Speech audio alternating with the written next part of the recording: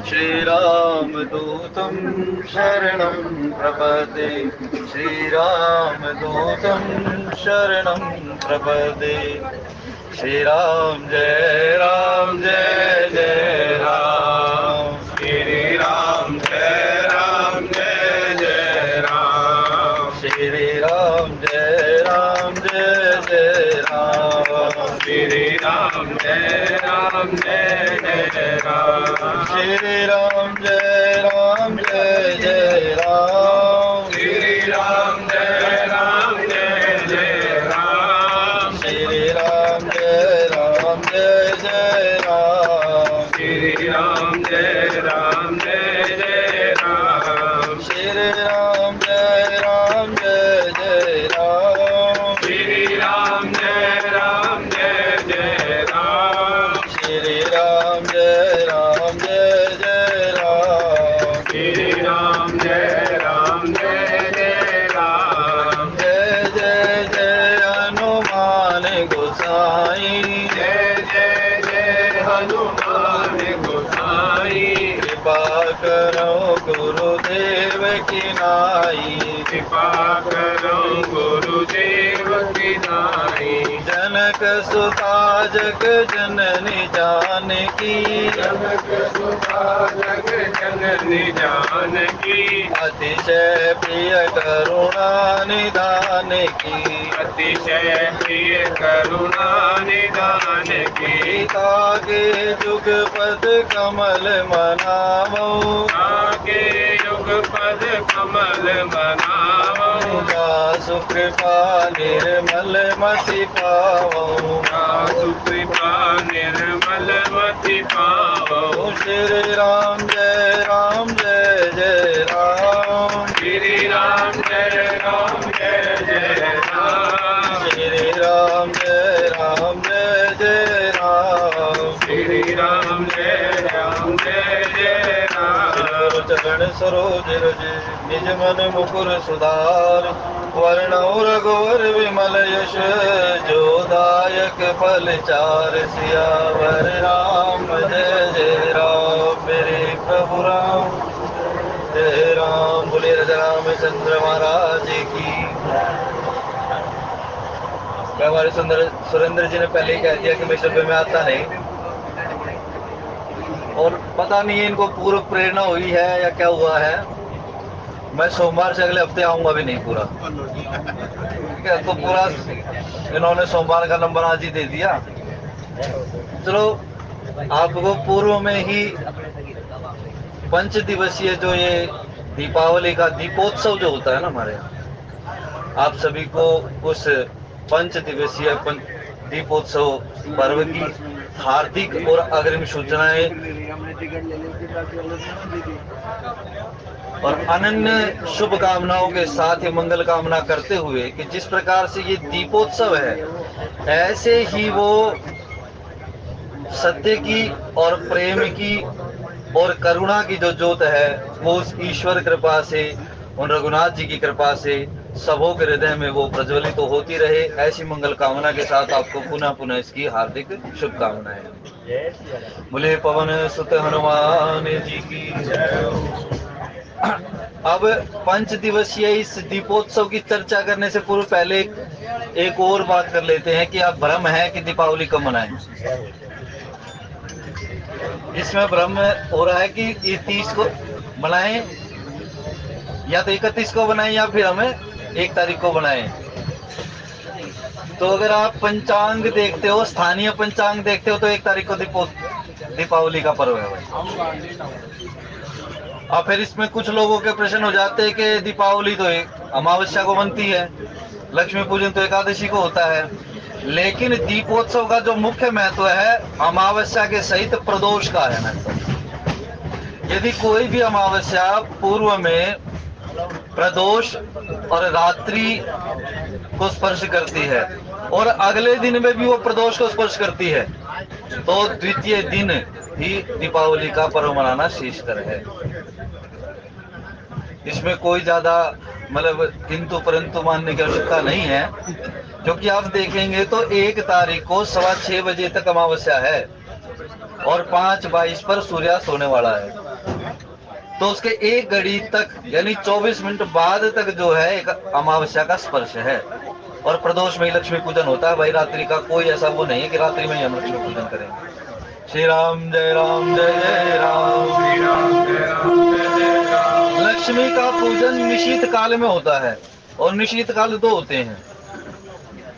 जब भी हम दीप प्रज्वलित करते हैं ना तो रात को हम 8-8 बजे 9-9 बजे हम प्रज्वलित नहीं करते दीप।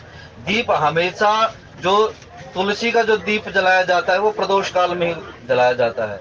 पूजा का जो विधान है, भोजन का जो विधान है, हमारे यहाँ प्रदोष काल में भोजन करने का विधान है, क्योंकि प्रदोष काल में ही संध्या का स्पर्श होता है। जो संध्या उपासन करने वाले लोग हैं वो संध्या उपासन करते हैं सूर्यास्त होने से कुछ समय पूर्व से लेकर और कुछ समय बाद तक संध्या उपासन करते हैं। उसके पश्चात शास्त्र का अध्ययन है। जब भी कोई संध्या करता है तो संध्या के पश्चात ये नहीं है कि सीधा कोई भाई भोजन करने लग जाता है। संध्या होती है, संध्या के पश्चात फिर कुछ ब्रह्म यज्ञ होता है जिसको हम शास्त्र अध्ययन कहते हैं, स्वाध्याय जिसको कहते हैं। स्वाध्याय करने के पश्चात फिर भोजन होता है। श्री राम जय जय राम। श्री राम जय राम जय जय। खैर वैसे तो 1 तारीख को ही भाई हमारा स्थानीय जो पंचांग है, यहाँ हमारे क्षेत्र में जो सबसे मान्य जो पंचांग है वो राजधानी पंचांग है, दिल्ली से छपता है, जगजीत नगर से। दूसरा जो यहाँ पंचांग चलता है वो है पंचांग दिवाकर, वो जो पंजाब लुधियाना से छपता है। और तीसरा पंचांग है गीता पंचांग, जहाँ सोनीपत से ही है। तो इन तीनों पंचांगों में जो दीपावली दी गई है वो 1 तारीख की ही दी गई है। अब कोई यहाँ पर ये प्रचार करता फिर कि जोधपुर में या जयपुर वाले ब्राह्मणों ने वहां सर्वसम्मति से पूरे भारत में 31 तारीख को मनाने का निर्णय किया है, तो भाई जो पर्व बना रहे हो अपने स्थानीय हिसाब से बनाओ। खैर वैसे तो सबकी इच्छा है भाई, लक्ष्मी पूजन में कोई निषेध नहीं है, आप लक्ष्मी पूजन कभी भी कर सकते हो। 31 को करो, 1 को करो, 2 को करो, 4 को करो। अब इस पंचोत्सव में पहला दिन आ जाता है धनतेरस का। धनतेरस में कहते हैं, कुछ लोग कहते हैं कि भाई नए नए बर्तन खरीदने चाहिए, नई नई चीजें खरीदनी चाहिए। ऐसा कोई वो नहीं है। हम केवल इसलिए खरीदते हैं उसको कि जब हमारा कोई पर्व होता है तो उस पर्व में हम नवनिर्मित या नवीन जो वस्त्र होते हैं, जैसे कोई भी पर्व आता है तो आप नए कपड़े पहनते हो ना, ऐसे कोई भी पर्व आता है तो उस पर्व में नए बर्तनों के द्वारा ही पूजा की जाती है। धनतेरस जो धन्वंतरी जी महाराज का अवतरण दिवस है, और धन्वंतरी जी महाराज केवल धन के ही देवता नहीं है, वो आयुर्वेद के देवता है। इसीलिए जो पंचोत्सव चलता है, एकादशी का जिस प्रकार से 3 दिन का व्रत होता है एकादशी का, ऐसे ये दीपावली जो है 5 दिन का व्रत होता है। हम एक ही दिन में तीसरी कर लेते हैं एकादशी की भी, तो 3 दिन का व्रत होता है ये। अब उन्होंने कहा जो धन्वंतरी जी महाराज जो मंथन हुआ, समुद्र मंथन हुआ, तो समुद्र मंथन में भगवान नारायण से प्रार्थना की गई कि महाराज यहाँ मंथन तो हो नहीं रहा, और किस प्रकार से, क्योंकि जब हम उस मंदार को हम बार बार जब उसका मंथन करते हैं तो वो नीचे धंसता चला जाता है। तो नारायण ने कहा कोई नहीं, रामचरितमानस की बात है, कमठ पीठ, ये जो कछुआ है ना जिसको कच्छप कहते हैं, इस कच्छप की पीठ बहुत बहुत कठोर होती है। रामचरितमानस में सब 2-3 बार वर्णन आया है इस कच्छप की पीठ का। जब राम जी के चरणारविंद की प्रार्थना की गई, जब भरत जी महाराज का चरित्र आया तब भी इसकी वर्णन किया गया है, और फिर जब इसका वर्णन आया है जब वो पादुका लेकर चले हैं भरत जी महाराज, 2-3 जगह इसके पीठ की बात आई है।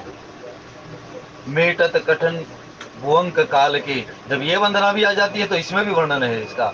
तो भाई भगवान नारायण से प्रार्थना की गई कि महाराज कैसे क्या करें, तो नारायण कहते कोई बात नहीं, सबका पालन करने वाला मैं ही हूं ना, तो भाई पालन के लिए तो आधार भी होना चाहिए। अब भगवान नारायण ने वहां कच्छप का अवतार धारण कर लिया। और देखो हमारे नारायण, हम ये लोग कह देते हैं कि भगवान ने कच्छप का अवतार धारण किया, वराह का धारण किया, अनेकों अनेकों प्रकार के जीव जंतुओं के, या नरसिंह अवतार धारण किया, तो ये कोई ऐसा नहीं है, क्योंकि भगवान कहते हैं सब पर मोरी बराबर ही दाया। मैं यदि किसी पर कृपा करने वाला हूं ना तो भाई किसी पशु पक्षी के माध्यम से भी कृपा कर देता हूं। जरूरी नहीं है कि मैं मनुष्य रूप में ही आऊं, मैं किसी पशु पक्षी के रूप में भी आ सकता हूं। लेकिन जाकी रही भावना जैसी, तिन देखी प्रभु मूरत तैसी। जिसने परमात्मा को जैसे भाव से भजा है, जही के जही पर सत्य स्नेहु, सोत ही मिले न कछु संदेहु। जो परमात्मा को जिस भाव से भजता है, गीता कहती है ये यथा माम प्रपद्यन्ते तांस तथा भजाम्य हम, जो जिस भी भाव से मुझे बचता है भाई, मेरा भजन करता है, मैं उसको उसी भाव में स्थित कर देता हूँ। वैसे ही ये धनतेरस जो है, आयुर्वेद में इन धन्वंतरी जी महाराज की बड़ी महिमा गाई गई है।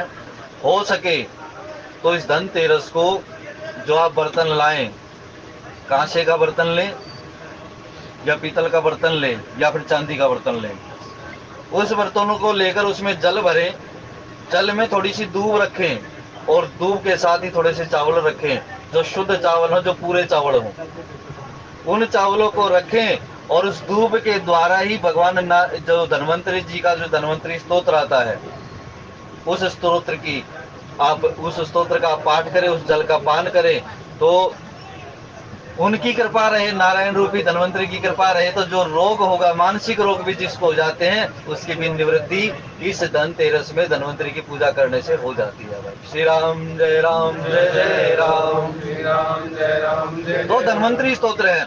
धन्वंतरी जी महाराज भगवान नारायण के ही स्वरूप है, क्योंकि नारायण को हमारे यहाँ पालन किया गया। नारायण का मतलब क्या है? नर अयन, और कहीं कहीं इसको कहते हैं नार अयन। दो प्रकार के संधि विच्छेद हैं। नार का मतलब होता है जल, अयन का मतलब होता है धाम। जिसने जल को अपना धाम कर रखा है, अपना घर बना रखा है, वो है नारायण। और नर अयन का मतलब क्या होता है? जो नर रूप में सदृश होता है, यानी नर रूप में जो अयन, अयन का मतलब पक्ष होता है, यानी जैसे अब दक्षिणायन है, उत्तरायण है, दिशा जो होती है ना, तो नर रूप में जो क्रियाएं करता हुआ चलता है उसको नारायण कहते हैं। ऐसे ही वो भगवान नारायण जो है, जो जल रूप में स्थित हैं। कभी भी आप जल स्नान करते हो या जल का पान करते हो, जल स्नान करते हुए गंगे च यमुने च एव गोदावरी सरस्वती नर्मदे सिंधु कावेरी जलेस्मिन् सन्निधिं कुरु, इस मंत्र को पढ़ते हुए जल से स्नान करें। जब आप जल का पान करते हैं तो धन्वंतरी का ध्यान करते हुए, नारायण का ध्यान करते हुए, अकाल मृत्यु हरण सर्व व्याधि विनाशनम श्री विष्णु पादोदकम पित्वा पुनर्जन्म न विद्यते। ये मंत्र ऐसे साधारण मंत्र नहीं है कि हम इसको जान ले केवल मंत्र ही मंत्र है। इन मंत्रों के द्वारा यदि किसी जल को अभिमंत्रित कर पिया जाता है, अच्युतानंत गोविंद नाम उच्चारण भेषजात नश्यन्ति सकला रोगा सत्यम सत्यम वदाम्यहम्। पुराणों का कथन है कि अच्युत, अनंत और गोविंद, इन तीन नामों का जो निरंतर जाप करता रहता है, उसके शरीर में न तो रोग होते हैं और उसकी बुद्धि भी प्रखर हो जाती है। श्री राम जय राम, श्री राम जय राम। अब इसी दिन तो धन्वंतरी जी महाराज का प्राकट्य हुआ, उन 14 रत्नों का प्राकट्य हुआ, और उन 14 रत्नों में महालक्ष्मी भी एक थी। इसके बाद आता है धनतेरस के बाद आता है नरक चतुर्दशी। नरक चतुर्दशी भगवान श्री कृष्ण को समर्पित है। नरकासुर का जब वध हुआ, जब नरकासुर को गति मिली, उसी लिए कहते हैं कि भगवान जिस प्रकार से आपने उस नरकासुर का वध किया है, इसी प्रकार से हमारा शरीर आरोग्यता को प्राप्त करते हुए हमारे अंदर की जो कुवृत्तियां हैं वो समाप्त हो जाए। इसके बाद जो तीसरा दिवस आता है वो आता है दीपावली का। अब दीपावली में दीप प्रज्वलित किए जाते हैं। हम कितनी भी संख्या में दीप प्रज्वलित कर देते हैं। दीपावली में कम से कम हो तो 11 दीप तो अपने घर के मंदिर के सामने बनाने चाहिए। और इन 5 दिनों में एक विशेष बात हो रहा है कि अगर हो सके घर के बाहर दहलीज पर, किसी की दहलीज है किसी के घर में, तो उस दहलीज पर रंगोली अवश्य बनवाएं भाई। अपनी जो बालिका है, जो कन्या है, उस कन्या से उस घर में के बाहर दहलीज पर अवश्य रंगोली बनवाएं, और 5 दिवसों तक तो निरंतर बनवाएं। और यदि ये संभव हो सके तो पूरा जीवन ये रंगोली बनवाते रहे भाई घर पर, क्योंकि इसी में भगवान, दहलीज पर ही हमारे भगवान नरसिंह का स्थान है। हम नरसिंह की पूजा करते रहते हैं, तो जो नरसिंह भगवान है उनका स्थान घर के किसी स्थान में नहीं है, उनका स्थान तो घर की दहलीज में दिया गया है। पहले घर देखो, गांव के घर आप देखोगे तो घरों में दहलीज होती थी, आज दहलीज प्रत्येक घर से समाप्त हो गई है। तो भाई जब दहलीज ही खत्म हो गई है तो मर्यादा कैसे रहेगी? और ये जो लक्ष्मी पूजन है ये मर्यादा का पर्व है भाई, क्योंकि लक्ष्मी निशीत काल में पूजित नहीं, वो स्थापित होती है। निशीत काल में लक्ष्मी का ध्यान दिया जाता है, और निशीत काल में वो लक्ष्मी हर घर को ये देखती है ये ऐसे ही नहीं है अपने मन की बात बता रहा हूँ, शास्त्रों की बात बता रहा हूँ कि ये बातें जो है लक्ष्मी उस निश्चित काल में ये देखती है कि कौन व्यक्ति किस प्रकार से कितनी मर्यादा में अपने घर में स्वच्छता रखते हुए मेरा ध्यान धर रहा है।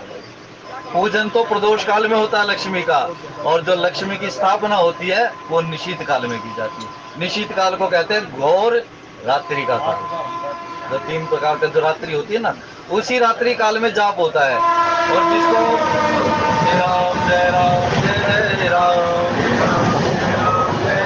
श्री राम जय राम जय जय राम, जय राम जय राम जय जय राम, तो ये निश्चित काल होता है ना।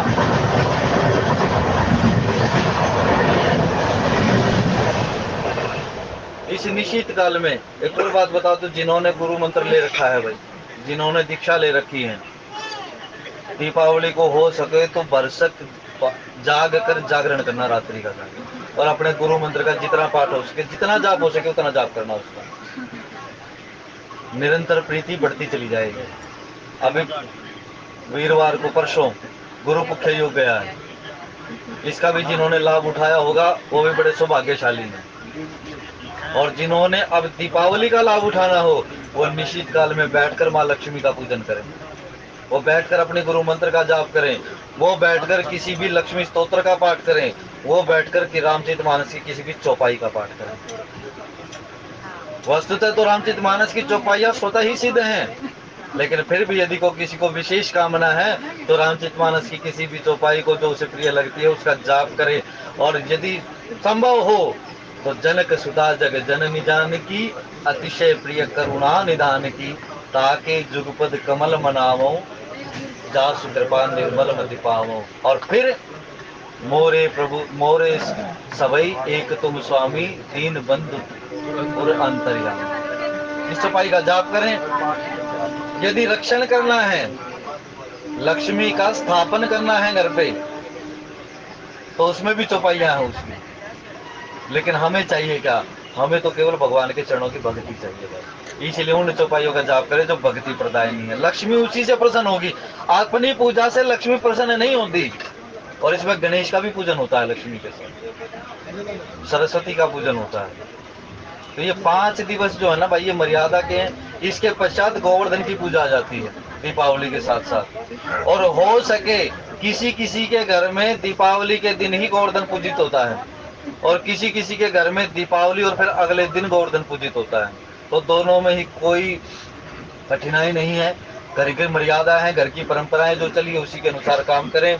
लेकिन गोवर्धन जी महाराज से ये प्रार्थना करें। देखो, संपत्ति से जुड़ता है ये पर्व। ऐसा नहीं है कि केवल इसमें हम संपत्ति ही प्राप्त करते हैं, ये सारी चीजों से जुड़ता है। पहले आपने मर्यादा ली, मर्यादा के पश्चात आपने विनंती की, विनंती के पश्चात आपने समर्पण किया लक्ष्मी को, और उस समर्पण से नारायण की कृपा जो होती है वो आपके घर में लक्ष्मी के स्थापन से होती है। और लक्ष्मी के स्थापन के द्वारा आपका रक्षण होता है भाई दूज के द्वारा, जो रक्षा सूत्र होता है हमारा।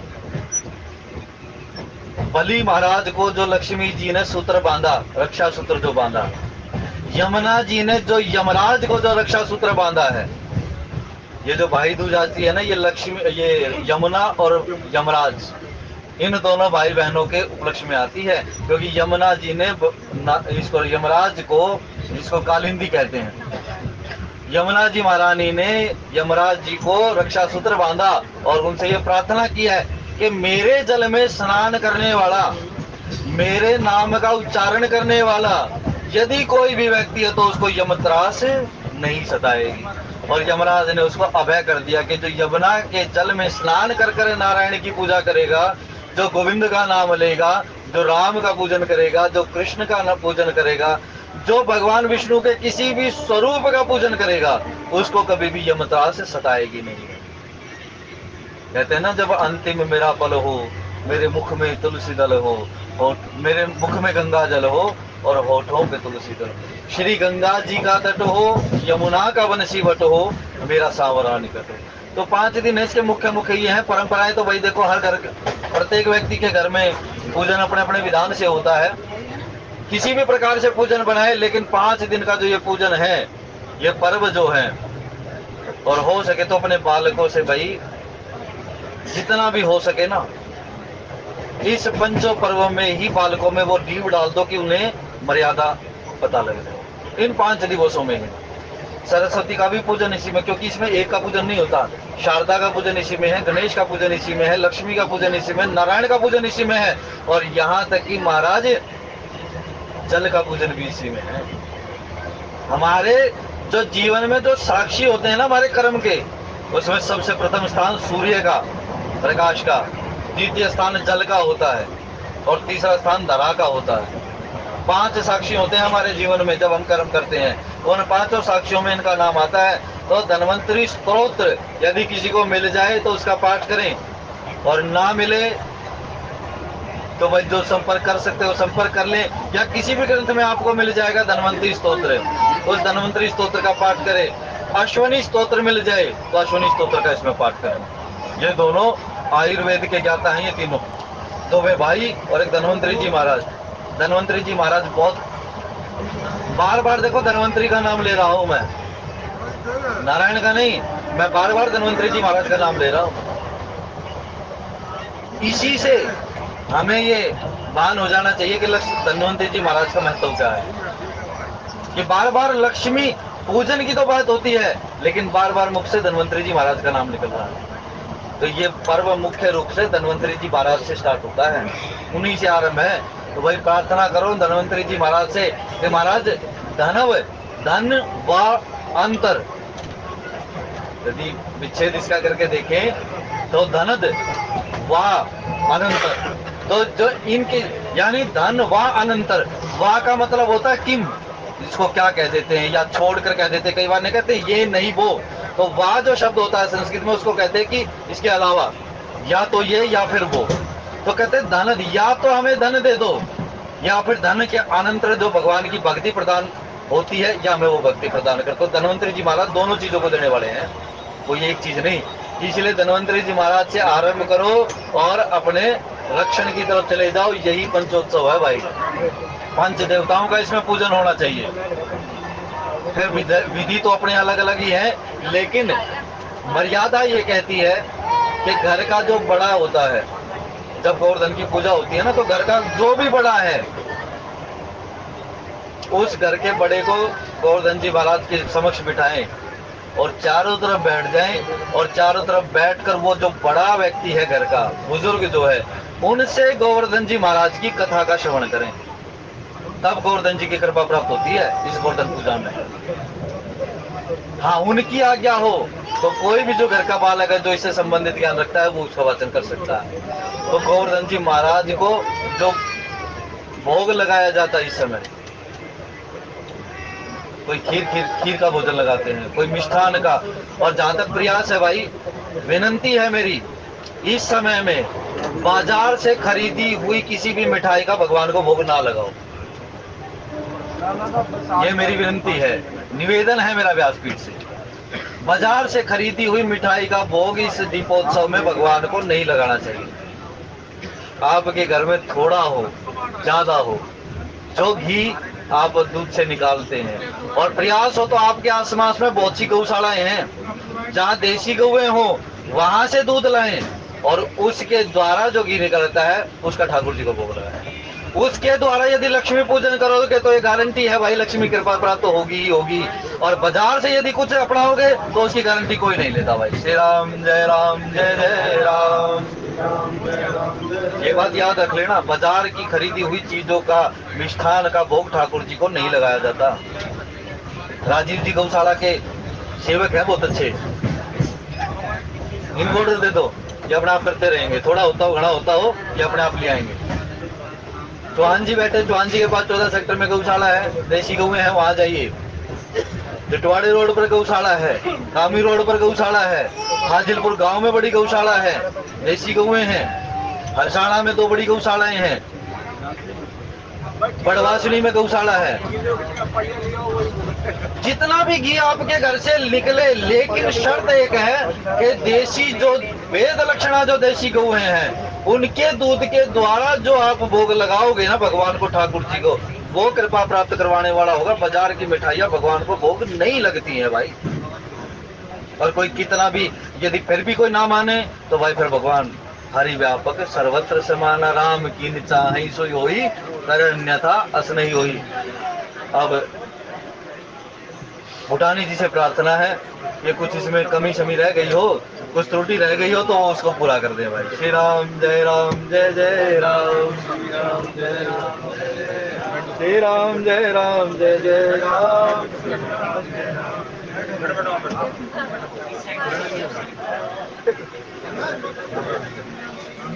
आनंद कंद भगवान की जय। वैसे तो हमारे नीरज कौशिक जी ने वो सब कुछ कह दिया, क्योंकि व्याकरण संस्कृत ये जो ब्राह्मण होते हैं ना उनके बस की बात होती है। हर व्यक्ति जो ना बाकी आधा अधूरा ज्ञान लेकर के कोई बात करे तो कहते हैं कि जो अधूरा ज्ञान होता है ना वो ज्यादा खतरनाक होता है। पूर्ण ज्ञान से अच्छा तो यही है कि अधूरा ज्ञान अगर हो जाए तो उसकी जो व्याख्या होती है ना वो फिर गलत शरत होती है। और यहाँ पर जब ब्राह्मणों के द्वारा बिल्कुल विधि के द्वारा, नियम के द्वारा और अनुष्ठान के द्वारा किस प्रकार से ये पांचों त्योहार मनाए जाने चाहिए, इसका विधिवत आप सबको जो है व्याख्या की गई।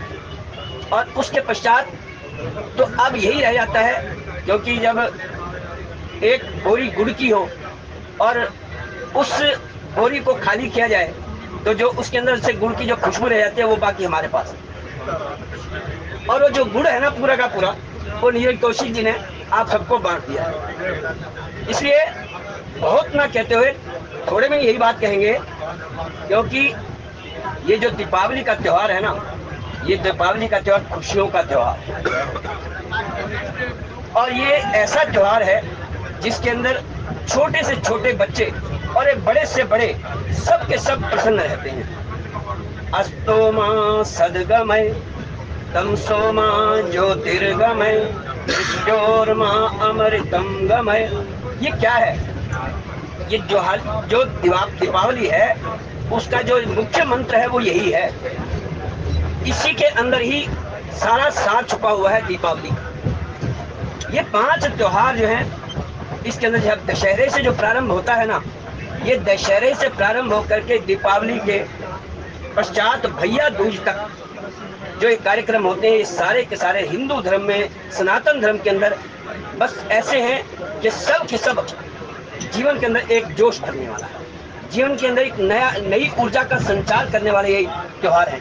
क्योंकि वैसे तो हर महीने कोई ना कोई त्योहार आता ही रहता है और उस त्योहार के माध्यम से ही हम ऊर्जा ग्रहण करते हैं, ऊर्जा प्राप्त करते हैं और उस ऊर्जा के द्वारा ही इस जीवन के अंदर जो भी कार्य हम कर पाते हैं और पूर्ण ऊर्जा के साथ करते हैं ताकि वो ऊर्जा हमारे अंदर बची रहे। आप सभी ने सुना कि 5 दिन को त्योहार है, क्योंकि प्रारंभ जहाँ से होता है वो धनतेरस से प्रारंभ होता है और उस धनतेरस के प्रारंभ करने के पश्चात जो है उसका नरक चतुर्दशी आती है और नरक चतुर्दशी के पश्चात जिसे छोटी दीपावली भी कहते हैं, नरक चतुर्दशी को ही छोटी दीपावली कहते हैं। और उस दिन जो है सभी जगह दीप आदि दीप जलाए जाते हैं।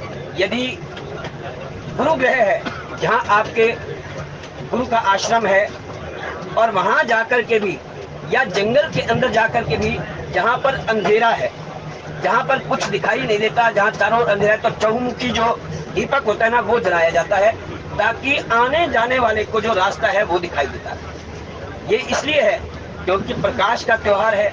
यदि प्रकाश नहीं होगा, चारों तरफ अंधकार होगा, तो कहीं ना कहीं एक दिया जो है वो जीवन के अंदर रोशनी प्राप्त दे देता है। हमारे जीवन के अंदर भी यही अंधकार है। यदि हम वास्तव में सोचें, ये दीपावली का त्योहार जो हमने अभी मंत्र बोला, अस्तो मां सद्गमय, मुझे बुराई से अच्छाई की ओर ले चलो। अस्तो मां सद्गमय, जो अच्छाई है उसकी ओर ले चलो। मानो शिष्य जो है अपने गुरु से प्रार्थना करता है, अस्तो मां सद्गमय, मुझे बुराई से अच्छाई की ओर ले चलो। तमसो मां ज्योतिर्गमय, अंधकार से प्रकाश की ओर ले चलो। और अंधकार से प्रकाश के पश्चात, क्योंकि जीवन के अंदर अंधकार ही है, इस जीवन के अंदर हम कितना भी उस परमात्मा को याद करने का प्रयत्न करते हैं, वो प्रभु हमारे जीवन के अंदर प्रकाश करें। और शिष्य जो है गुरु से यही प्रार्थना करता है कि प्रभु, हे गुरुदेव, मेरे जीवन के अंदर ऐसे संस्कार भर दो, ऐसी ऊर्जा भर दो, ऐसा प्रकाश भर दो कि मैं जीवन के अंदर जो है ना अंधकार से दूर होकर के जीवन के अंदर सबको ही प्रकाश देता रहूं। क्योंकि एक ज्योत जलती है ना, तो वो एक ज्योति से जो ना प्रकाश हो जाता है, चाहे वो मन के अंदर हो या वो कमरे के अंदर हो, केवल एक ज्योति से प्रकाश हो जाता है। क्योंकि ज्योत से ज्योत जगाते चलो, ज्योत से ज्योत जगाते चलो, प्रेम की गंगा बहाते चलो, प्रेम की गंगा बहाते चलो। राह में आए जो दीन दुखी, राह में आए जो दीन दुखी, सबको गले से लगाते चलो, सबको गले से लगाते चलो। ज्योत से ज्योत जगाते चलो, ज्योत से ज्योत जगाते चलो, प्रेम की गंगा बहाते चलो। राह में आए जो दीन दुखी, राह में आए जो दीन दुखी, सबको गले से लगाते चलो, सबको गले से लगाते चलो। एक बड़ी सुंदर कथा आती है। गुरु नानक देव जी, बाला और मर्दाना उनके जो शिष्य हैं उनके साथ, क्योंकि वो रबाब बजाते थे, और जो गुरु नानक देव जी वहाँ अपनी वाणी में बोलते थे, जितना भी वो बोलते थे उसको भजन के माध्यम से, संगीत के माध्यम से, सब जितने वहाँ भक्त आते थे, साधक जितने आते थे, उन सबको सुनाया करते। एक बार वो ऐसे स्थान पर पहुंचे जहां पर सब के सब जो है दुष्ट प्रवृत्ति के व्यक्ति थे। ऐसे स्थान पर पहुंचे, एक गांव के अंदर पहुंचे जहां सारे दुष्ट प्रवृत्ति के थे, और जो दुष्ट प्रवृत्ति के थे उन सबको उन्होंने आशीर्वाद दिया कि तुम सब के सब जो है यहीं पर ही रहो, तुम सब के सब यहाँ पर रहो। और जब ऐसा आशीर्वाद दिया और उसके पश्चात जब अगले स्थान पर पहुंचे तो वहां पर उन्हें एक आशीर्वाद और दिया। जितने वहां पर थे वो सद्वृत्ति के लोग थे, सब के सब अच्छे प्रवृत्ति के लोग थे, और सब एक दूसरे की सेवा करने वाले थे, सब एक दूसरे का ध्यान रखने वाले थे, और एक दूसरे की सेवा करने वाले थे। और जो गुरु संत वहां पर आ जाएं तो उनकी भी बहुत सेवा करते थे। और नानक देव जी ने कहा कि आप सब जो है ना बिखर जाओ, उजड़ जाओ, बिखर जाओ, उजड़ जाओ। तो उनके जो शिष्य थे बाला मर्दाना, उन्होंने पूछा, गुरुदेव, जो दुष्ट प्रवृत्ति के लोग थे, आपने उनको ऐसा कहा, ऐसे आशीर्वाद दिया कि सब के सब यहीं पर रहो, एक ही स्थान पर रहो, और ये जो इतने सद्वृत्ति के लोग हैं, संतों की सेवा करते हैं, सब एक दूसरे का ध्यान रखते हैं, और इनको आपने आशीर्वाद दे के उजड़ जाओ, ये कैसा आशीर्वाद है? तो उन्होंने कहा कि ये उजड़ जाएंगे ना, तो जहां पर भी जाएंगे ना वहां पर ज्योत नहीं जला, वहां पर प्रकाश कर देंगे, वहां पर सद्वृत्ति को फैलाएंगे, वहां अच्छे आचार और विचार को फैलाएंगे। इसलिए ऐसे व्यक्तियों की ज्यादा जरूरत है इस संसार को, क्योंकि सद प्रवृत्ति के जो लोग हैं ना, वो सारे संसार को मानो ज्योति का जो प्रकाश है ना, ये प्रकाश वही उत्सव है जिसके माध्यम, क्योंकि श्री राघवेंद्र सरकार जो 14 वर्षों के पश्चात अयोध्या के अंदर वापस आए, तो उसके आने की प्रसन्नता के अंदर, उनसे आने की खुशी के अंदर जो दीपावली का महोत्सव मनाया गया, ये प्रकाश मानो वही प्रकाश है, चारों ओर जो है प्रकाश ही प्रकाश होता है।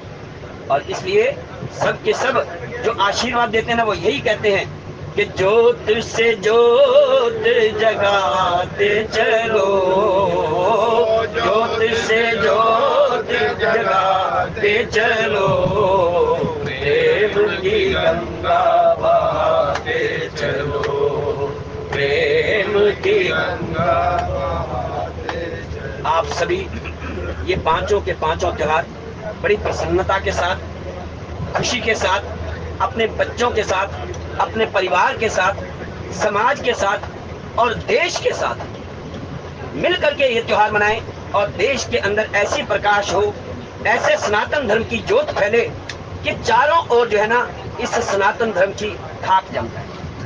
केवल इतना नहीं है, क्योंकि विधर्मी तो बहुत कोशिश करते हैं इस सनातन, कुछ तो ऐसी बात है कि हस्ती मिट्टी नहीं हमारी, सदियों रहा है दुश्मन दौरे जहां हमारा। इस संसार के अंदर केवल इतना नहीं, क्योंकि सिकंदर भी आकर के चले गए और रोम भी खत्म हो गए, ईरान भी खत्म हो गए, लेकिन कुछ तो हस्ती है कि हिंदू धर्म, ये सनातन धर्म जो है आगे बढ़ता ही चला जाता है। इसको समाप्त करने की जितनी कोशिश की जाती है ना, वो और अधिक बढ़ता है।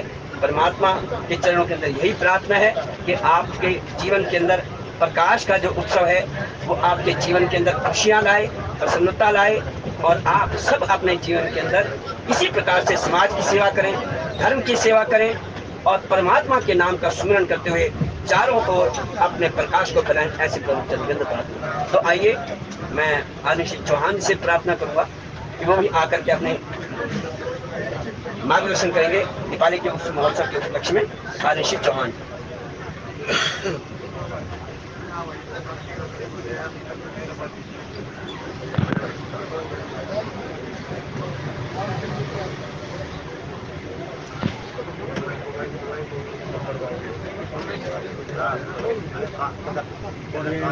शंकर भगवान की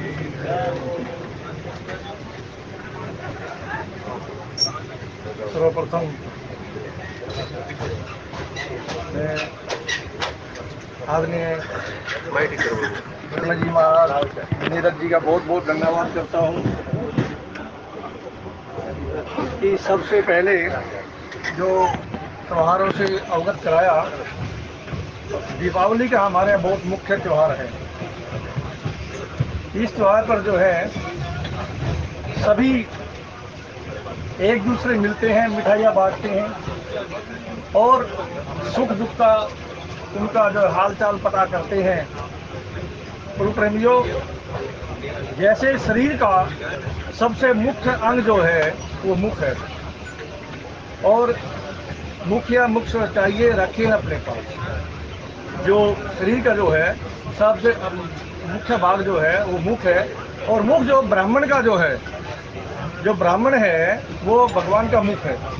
जो भगवान जो भी प्रेरणा देते हैं, वेदों से, शास्त्रों से, सबका ज्ञान जो प्राप्त होता है तो ब्राह्मणों के द्वारा ही हो जाता है। और आदरणीय भूटानी जी का मैं बहुत बहुत धन्यवाद करता हूँ कि इन्होंने जो अभी जो प्रसंग में सुनाया, ये हम सब लोगों के लिए एक बहुत बड़ा उदाहरण है। हमें सीखना चाहिए कि जब हम धन प्राप्ति करते हैं तो एक बहुत बड़ा मंत्र आता है कि सागर होता महिमा परंपार सुख संपत्ति धन धान्य से भंडार। विष्णु प्रिया सागर सुता, विष्णु प्रिया सागर सुता महिमा अपरंपार सुख संपत्ति धन धान्य से वर्धेगा भंडार। विष्णु की जो प्रिया है और सागर जो है उनकी पुत्री है माता लक्ष्मी।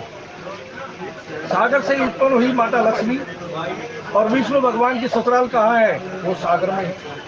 तो कहा है विष्णु प्रिया सागर सुता महिमा परंपार सुख संपत्ति धन धान्य से वर्धेगा भंडार। ये बहुत बड़ा मंत्र है।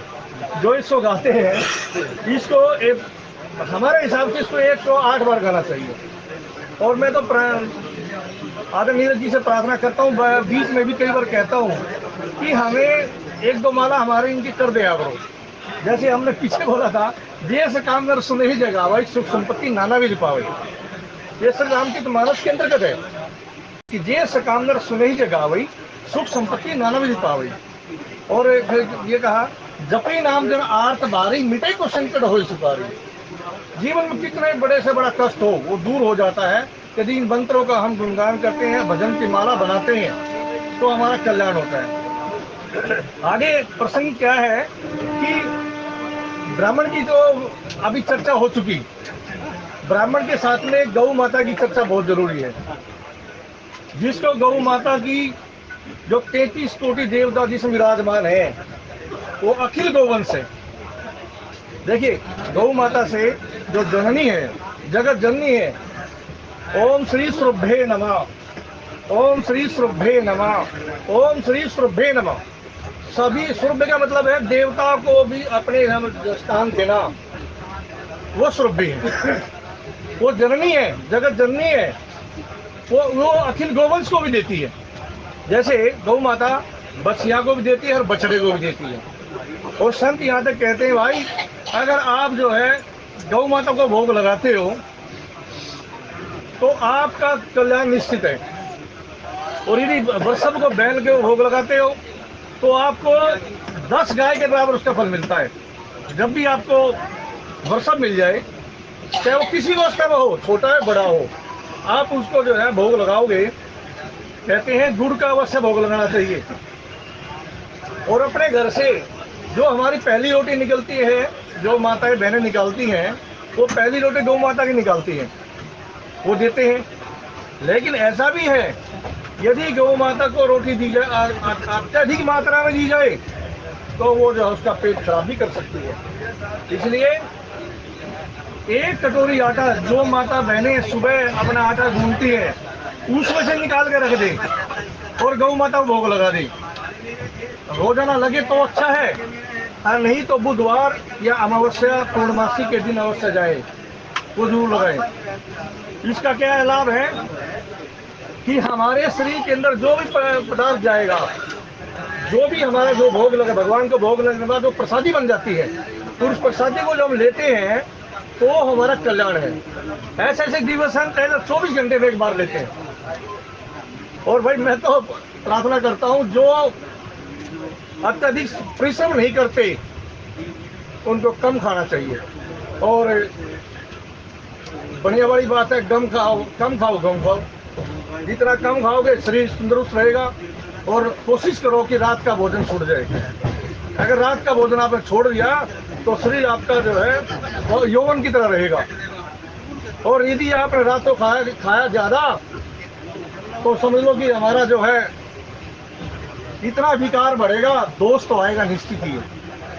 हाँ, लेकिन ये निश्चित नहीं है कि भाई अब सुबह निकल के शाम को भी ना खाए। ऐसा भी तो होता है जो सुबह खा के जाए शाम को खाने की कोशिश करते हैं, उसको 2 टाइम लेना होता है। लेकिन फिर भी अपने यथानुसार लेना चाहिए और कोशिश करो कि शाम का ना दिया जाए तो अच्छा है। अरे महाराज जी, हमारे जो जैन धर्म है वो क्या करते हैं, सूर्यास्त से पहले खा लेते हैं। सूर्यास्त से पहले खा लेते हैं। और हम क्या करते हैं कि हम घर जाएंगे, पता नहीं नहाना धोना होगा नहीं होगा, कुछ जरूरी नहीं है, पूजा पाठ होगी नहीं होगी ये भी जरूरी नहीं है, लेकिन खाने पर जो हमारा ध्यान होगा और फिर उससे हम जो सो जाएंगे। लेकिन ये कोई विधि नहीं है। विधि विधान तो ये है जो हमारी रहनी सहनी है, जब भी हम रात को खाना खाते हैं उसके बाद हमें घूमना होता है। कम से कम 1000 कदम जरूर घूमना चाहिए। मत खाओ भाई, मेरी तरह मना कर दो भाई हमें तो नहीं खाना, नहीं घूम पाते तो भाई नहीं खाते। अर्थात अपने भजन में लग जाओ। जितना समय आपका भजन में जाएगा उतना आपका और भी आनंद आएगा। इतनी सिद्धियों की बात नहीं करता मैं ये आती जरूर है। यदि आपका भाव बढ़िया है तो संत लोग कहते हैं भाई आधा घंटा सत्संग हो, आधा घंटा जो हमारा जो पठन पाठन हो, कोई भी हमारा जो ग्रंथ है उसको लेकर के पढ़ना चाहिए। कितना भी समय मिले उसमें जरूर पढ़ना चाहिए और फिर भगवान का भजन करते करते सो जाना चाहिए। कुछ लोग ऐसे कहते थे, हमने सुना भी है कि हमें नींदरा नहीं आती, हम गोली खा के सोते हैं। अरे मैंने कहा तुम राम नाम की गोली खा लेना, तुम लो ना राम का नाम। ये गारंटी इस बात की कि आपको 108 पता नहीं गिनती कर पाओगे नहीं कर पाओगे, आपको नींद आएगी, वो आ जाएगी, बिल्कुल आएगी। यदि आप लोगों ने जो अब जैसे रविंद्र जी कह रहे हैं कि भाई हम तो बहुत मेहनत करते हैं, पढ़ते सो जाते हैं, ये बात भी सही है। जो मेहनत करने वाले हैं उनको नींद आती है। कुछ लोग ऐसे हैं जिनको नींद नहीं आती, अवस्था के अनुसार उनको बदलाव आता है शरीर के अंदर जो है।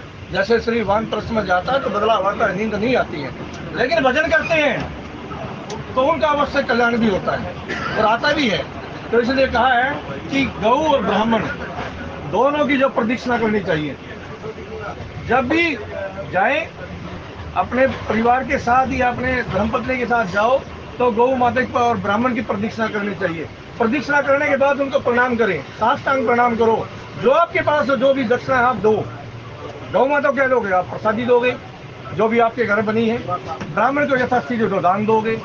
ये भी कहा है ब्राह्मण को इतना संतुष्ट कर दो कि वो दूसरे द्वार पर ना जाए। ये हमने महाराज जी कथा में सुना है कि ब्राह्मण को इतना संतुष्ट कर दो कि वो दूसरे द्वार पर जाने न पाए।